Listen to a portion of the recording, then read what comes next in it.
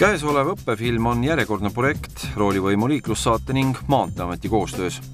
Nagu ka eelnevatel kordadel oleme võimalikult professionaalse lõpptulemi saamiseks kaasanud oma ala eksperte.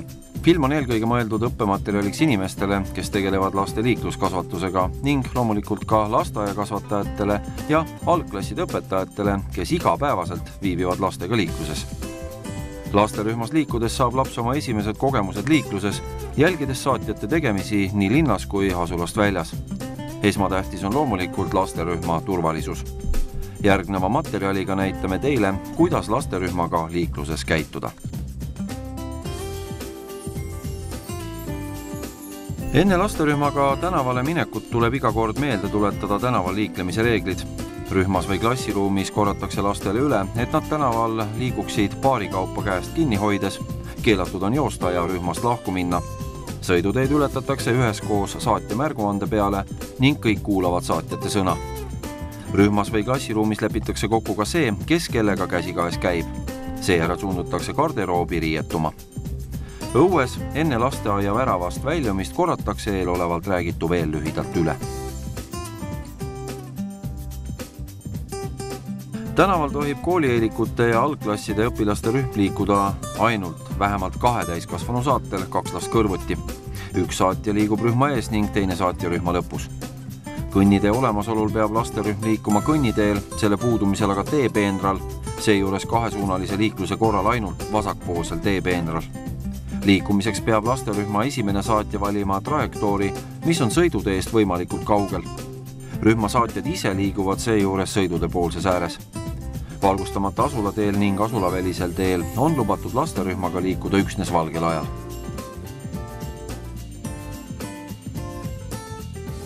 Lasterühmaga tänaval liigeldes kujutab endast suurt ohtu sõidude ületamine.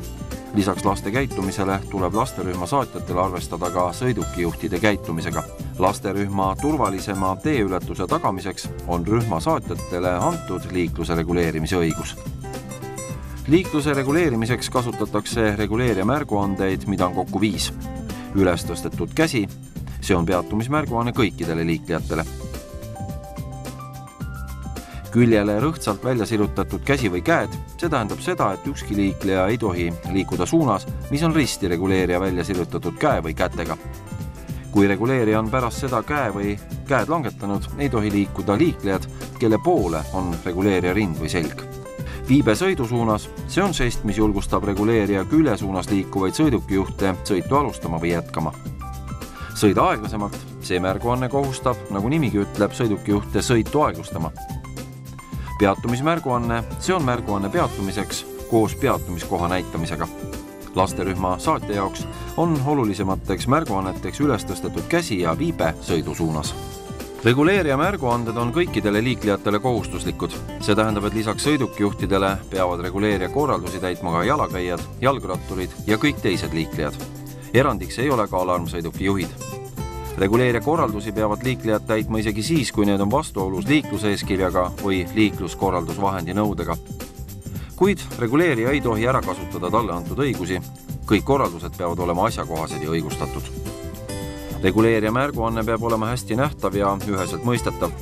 Märguanne peab olema antud õigeaegselt, et juht ootamatu manöövri või kiiruse järsu muutumisega ei põhjustaks liiklusohtlikku olukorda ega segaks teiste sõidukite ja jalakäijate liiklemist.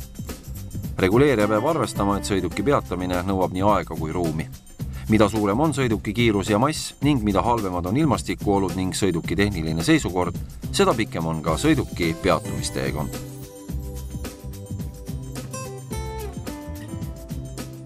Selleks, et lasterühm koos saatjatega sõidukijuhtidele paremini nähtav oleks ja sõidukijuhid aegsasti reageerida saaksid, tuleb kasutada helkurveste või helkurriietust. Liiklust reguleeriva saatja puhul on see kohustus, laste puhul aga tungiv soovitus.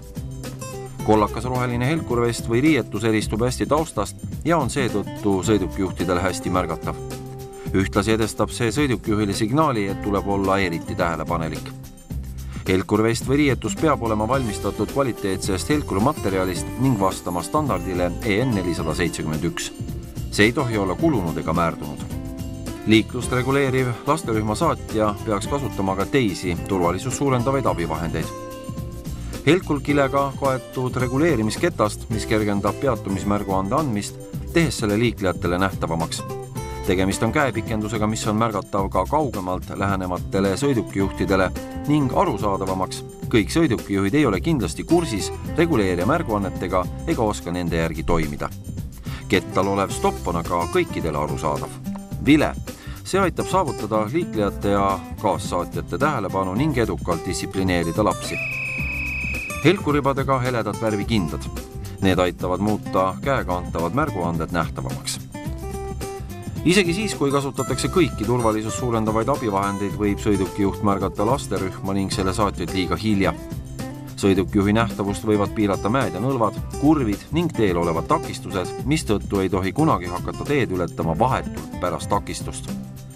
Tee ületamiseks tuleb valida koht, mis on juba kaugelt hästi nähtav mõlemas suunas lähenevatele sõidukijuhtidele. Sõidukijuhi nähtavust piiravad ka halvad ilmastikutingimused, uduvihm, lumilörts ja otse vastupaistev päike ning ka pimedus.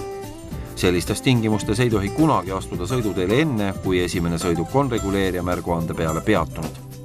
Pimedas tuleb olla eriti tähelepanelik sõidukite vastastikusel möödumisel, kuna vastu tuleva sõiduki tuled pimestavad juhti ning lasterühm võib jääda märkamata. Seetõttu ei tohi kunagi hakata pimedas teed ületama siis, kui mõlemas suunast lähenevad sõidukid on ligistikku.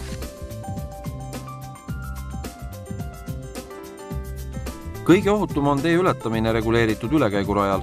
Sellisel juhul annab liiklejatele märguandeid valgusfoor ning lasterühm saab jalakäijate lubava fooritule ajal teed ületada. Enne tee ületamist seavad saatjad sõiduteest ohutul kaugusel lasterühma tee ületamiseks valmis ning tuletavad lastele meelde, et tee ületamist alustatakse saatja märguande peale ning seda tehakse kiirelt sammul, kuid mitte joostes. Jalakäijale lubava rohelise tule süttimisel veendub esimene lasterühma saatja, et kõik sõidukid on peatunud ning annab märguande tee ületamiseks. Kuid kahjuks ei jõua lasterühm alati lubava rohelise tulega üle tee, kuna fooritsükkel on liiga lühike. Sellisel juhul on lasterühma saatjatel 2 toimimisvõimalust. Üheks võimaluseks on ohutussaare olemasolul jääda sinna uut lubavat foorituld ootama. Sellisel juhul peavad lasterühma saatjad mõlemalt poolt lapsi nii-öelda turvama, hoides käsi laiali, takistades sellega laste liikumist ning kaitstes neid sõidukite eest. Sellegi poolest on ohtlik jääda ohutussaarele ootama, kuna lasterühm ei mahu reeglina kitsal ohutussaarele ära, samal ajal aga vuhisevad sõidukid mõlemas suunas mööda. Seetõttu tuleks kasutada teist võimalust ehk lasterühm jätkab tee ületamist ka keelava punase fooritulega. Sellisel juhul tuleb lasterühma esimesel saatjal asuda liiklust reguleerima. Stopp-märgu andeks kätt või reguleerimisketast sirgelt üleval hoides liigub ta enne sõidukite liikuma hakkamist sõiduraja keskele ning julgustab lapsi tee ületamist jätkama.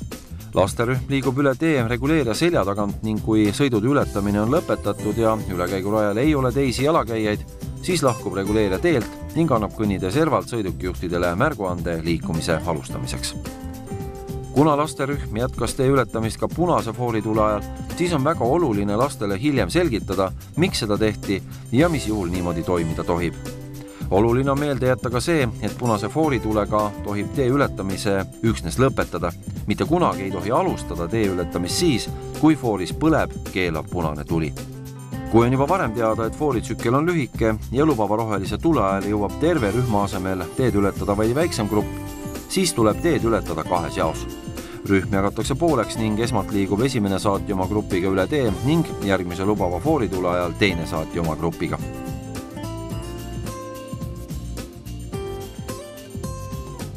Reguleerija märguandeid meelde tuletades tähendas üles tõstetud käsi siis seda, et kõik liiklejad peavad peatuma, sealhulgas jalakäijad.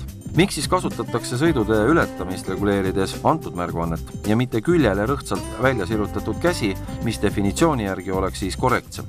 Põhjus on lihtne.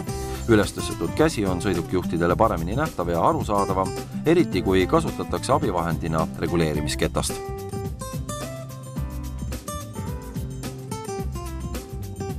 Kahjuks on enamik lasterühmasid Eestis sunnitud teed ületama reguleerimata ülekäigurajal või üldse ilma ülekäigurajata teel. Sellistel juhtudel tuleb lasterühma esimesel saatjal asuda ohutuma teeületuse tagamiseks liiklust reguleerima. Enne reguleerimismärguande andmist tuleb sarnaselt reguleeritud ülekäiguraja ületamisega lasterühm sõiduteest ohutul kaugusel tee ületamiseks valmis seada ning tuletada lastele meelde, et tee ületamist alustatakse saatja märguande peale ning teed ületatakse kiirel sammul.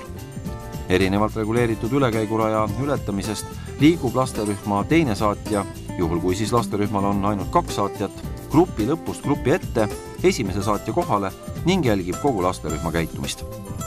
Kui lasterühmal on 3 saatjat, siis jääb üks grupi lõppu ning teine saatja grupi ette, 3. saatja aga reguleerib liiklust. 3 saatja abi on soovitatav kasutada suuremate lasterühmade ning tiheda liiklusega teede ületamisel. Kui lasterühm on tee ületamiseks valmis, jälgib reguleerija nii vasakult kui paremalt lähenevat liiklust ning ristmikul ka võimalikke pööret sooritavad sõidukeid ning annab seejärel kõnnide servalt või teepervelt näoga sõidukijuhtide poole seistes lähenevatele sõidukitele sirgelt üles tõstetud käe või reguleerimiskettaga peatumismärguande. Sõidukijuhtidele tuleb anda piisavalt aega ja ruumi reageerimiseks. Kui pärast üksikut sõidukit tekib liiklusesse vahe, siis ei ole otstarbekas seda üksikut sõidukit peatada, vaid asuda teed ületama siis, kui antud sõiduk on möödunud. Samuti ei tohiks reguleerija peatada ühisega raske transporti. Raskete sõidukite peatamine ja liikuma saamine on vaevalisem ning nõuab rohkem aega, samuti varjavad suured sõidukid nii teiste sõidukijuhtide kui ka reguleerija vaatevälja. Kui aga märguanne on juba antud, siis tuleb sellele ka kindlaks jääda. Kui pärast peatumismärguande andmist on reguleerija veendunud, et läheneva sõiduki juht on teda märganud ning aeglustab sõiduki kiirust, siis võib ta liikuda kõnnide servalt või teepervelt lähima sõiduraja keskele, kätt või reguleerimisketast endiselt sirgelt üleval hoides. Nii on märguanne nähtav ka kaugemalt lähenevate sõidukite juhtidele. Kui pärisuunas on rohkem kui üks sõidurada, siis tuleb kõik sõidurajad peatada ükshaaval, ehk kui esimese sõiduraja esimene sõiduk on peatanud, siis liigub reguleerija peatumismärguannet näidates järgmise sõiduraja äärde. Kui pärisuuna kõikide sõiduradade esimesed sõidukid on peatunud, siis võib reguleerija anda teistele lasterühma saatjatele märguande lasterühmaga tee ületamise alustamiseks. Reguleerija liigub ise samal ajal vastassuuna sõiduraja poole ning sulgeb ka seal liikluse sarnaselt pärisuunaga. Reguleerija jääb seisma vastassuuna sõiduraja või kui sõiduradasid on mitu, siis viimase sõiduraja keskele. Lasterühm ületab teed reguleerija selja tagant, kes jälgib samal ajal grupi liikumist. Kui lasterühm ja teisel teed ületavad inimesed on sõiduteed lahkunud, siis liigub reguleerija kõnnitee servale või teepervele ning annab sealt sõidukijuhtidele märguande sõidu jätkamiseks.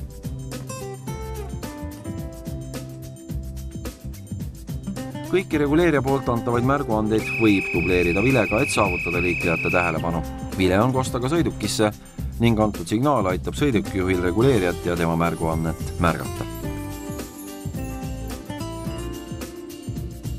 Liiklust reguleerivale inimesele on antud suured õigused, kuid tal asub ka suur vastutus.